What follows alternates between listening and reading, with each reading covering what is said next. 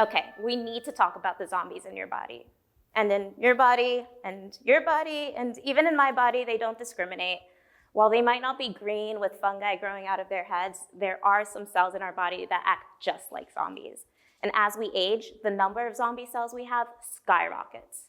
Now, these cells are so sick and damaged that they grow up to 4 times their size, and they can no longer divide. But instead of dying off, they stick around and spread harmful molecules to cells around them, causing them to also turn into zombies.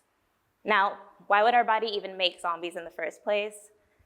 Funny enough, this zombie-making mechanism is called cellular senescence, and it's our body's way of protecting itself by targeting cells that are made with mistakes or mutations and stopping them from dividing out of control, which is usually what happens in the case of cancer. And that can be super helpful, but what happens when the wrong cells turn into zombies? In my lab, I study dopamine cells, which are cells in the part of your brain that are responsible for movement. We've discovered that these dopamine cells can also turn into senescent zombies as we get older, which is a bad thing because not only does cellular senescence cause them to lose their function, but it also makes them targets for our body's immune system, which recognizes them as invaders to destroy. And if we lose too many of these dopamine cells, that can lead to something called Parkinson's disease, a disorder affecting millions of people that causes them to lose their ability to walk and causes uncontrollable movements and tremors. And some people, due to family history or genetic mutations, are at higher risk for developing Parkinson's disease.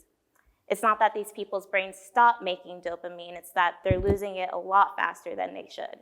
And we don't know why, but we think these zombie cells might have something to do with it.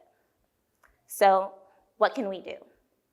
I study these zombie cells in order to understand them better, especially in people who are at higher risk for developing Parkinson's or other related diseases. If we can figure out a way to target these zombie cells early on, before they've had the chance to spread with the right cocktail of medicine, we might find ways to slow down the progression of Parkinson's and other age-related diseases. Now, zombies might seem like a thing of fiction and something that only happens in the movies, but the truth is they're already inside of us, and understanding them better could be the key to healthier aging. Thank you.